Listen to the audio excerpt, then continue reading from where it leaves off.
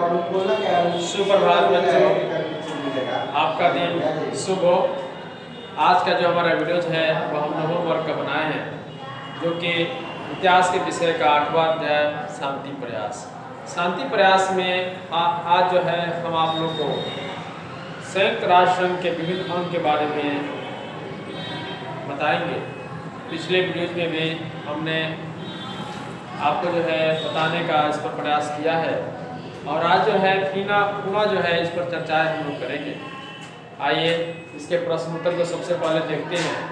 प्रश्न कह रहा है, ये शांति प्रयास का दीर्घ उत्तरीय प्रश्न है, राष्ट्र संघ के विभिन्न अंगों का वर्णन करें। तो राष्ट्र संघ के 6 प्रमुख अंग हैं। पहला संयुक्त राष्ट्र महासभा, दूसरा सुरक्षा परिषद, तीसरा जो है आर्थिक तथा सामाजिक परिषद, चौथा जो है संरक्षण परिषद, पांचवा सचिवालय, छठा जो है अंतर्राष्ट्रीय न्यायालय। ठीक ना बच्चों? तो पहला इसमें जो है संयुक्त राष्ट्र महासभा, इसके बारे में हम आप लोगों को कुछ बता देना चाहते हैं।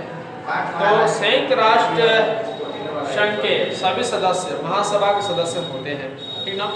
प्रत्येक सदस्य राष्ट्र को एक वोट देने का अधिकार है, लेकिन वे 5 प्रतिनिधि भेज सकते हैं। इस सभा की बैठक प्रतिवर्ष सितंबर महीने में होती है। ठीक ना बच्चों? आपको पिछले बार भी हमने बता चुका है। लेकिन बहुमत की मांग पर अथवा सुरक्षा परिषद के निवेदन पर इसका विशेष अधिवेशन बुलाया जा सकता है।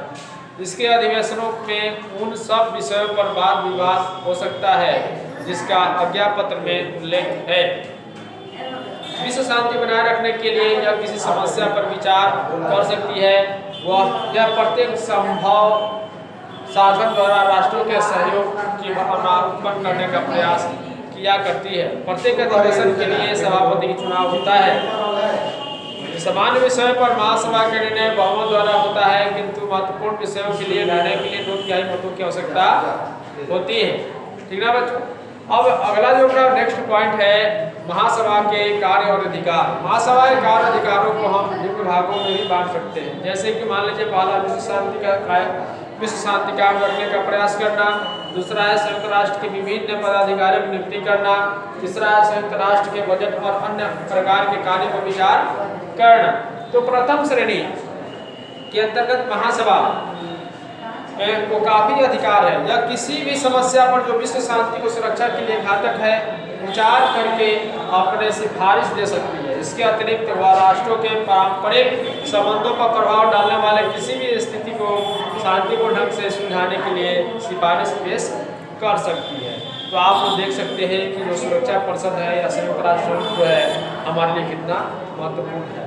द्वितीय श्रेणी के अंतर्गत महासभा को सुरक्षा परिषद के लिए 6 अस्थायी सदस्यों, आर्थिक तथा सामाजिक परिषद के 18 सदस्यों, अंतर्राष्ट्रीय न्यायालय के 15 न्यायाधीशों की नियुक्ति करने का अधिकार प्राप्त है। आपको बता देना चाहते हैं बच्चों कि अंतर्राष्ट्रीय जो न्यायालय है वहाँ पे अंतर्राष्ट्रीय न्यायालय का मुख्यालय जो है बच्चों वह हेग है, वह हेग। ठीक है? तो इसमें 15 न्यायाधीशों की नियुक्ति यह कर सकता है। ठीक है बच्चों?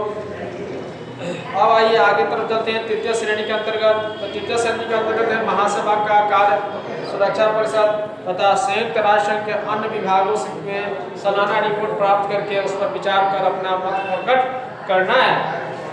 पहले महासभा सुरक्षा परिषद के विचाराधीन मामलों पर बहस नहीं कर सकती थी, लेकिन अपनी 5वीं बैठक में महासभा ने यह निर्णय किया कि यदि सुरक्षा परिषद किसी भी बात को सुलझाने में असफल रहे तो महासभा उस पर विचार कर सकती है।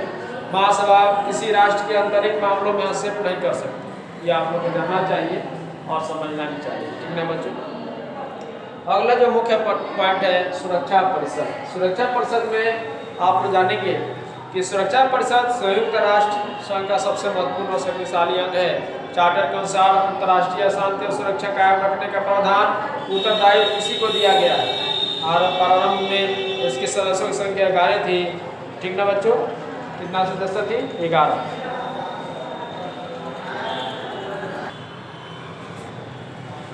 अब आगे तरफ देखा जाए बच्चों, इसमें कार्य में देखा जाए तो कार्य नहीं बल्कि आर्थिक तथा सामाजिक परिषद। तो आर्थिक और सामाजिक परिषद में हम देख सकते हैं कि ये 27 सदस्य होते हैं। इनका निर्वाचन महासभा के 2/3 बहुमत से 3 वर्षों के लिए होता है। यह परिषद महासभा के अधीन है और इसका उद्देश्य संसार को अधिक समृद्धशाली, अस्थायी और न्यायपरायण बनाना है। यह परिषद अंतर्राष्ट्रीय अर्थ,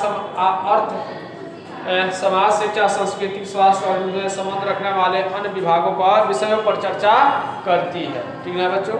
अगला है संरक्षण परिषद।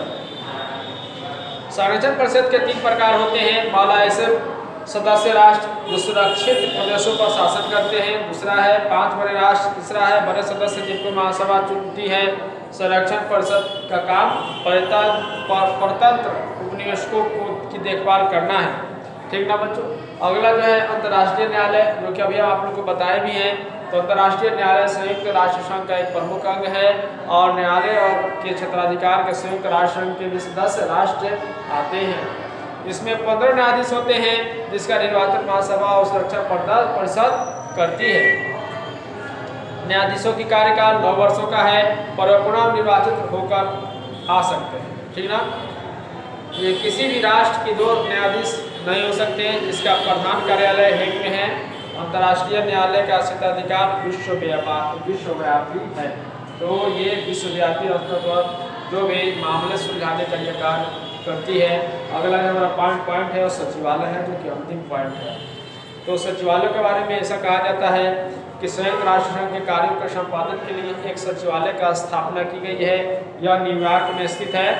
सचिवालय का सर्वोच्च पदाधिकारी महासचिव कहलाता है। इसकी नियुक्ति महासभा सुरक्षा परिषद की सिफारिश पर करती है। ठीक ना। यह 5 वर्षों के लिए नियुक्त किया जाता है। पदावधि समाप्त होने पर उसे पुनः नियुक्त किया जा सकता है। आप लोग जान लीजिए पदावधि जो समाप्त हो जाती है, उसकी कार्यकाल जब समाप्त हो जाती है उसे पुनः भी नियुक्त किया जा सकता है। ठीक ना बच्चों। सचिवालय कई विभागों में बटा हुआ है और इसमें हजारों व्यक्ति काम करते हैं। महासचिव का कार्य और अधिकार काफी विस्तृत है।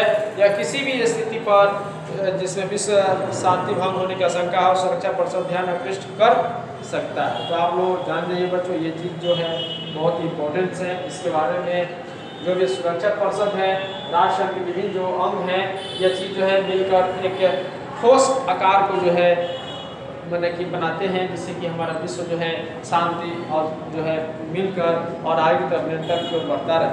ठीक है बच्चों। तो आज के वीडियोज़ के लिए बच्चों इतना ही। ठीक ना।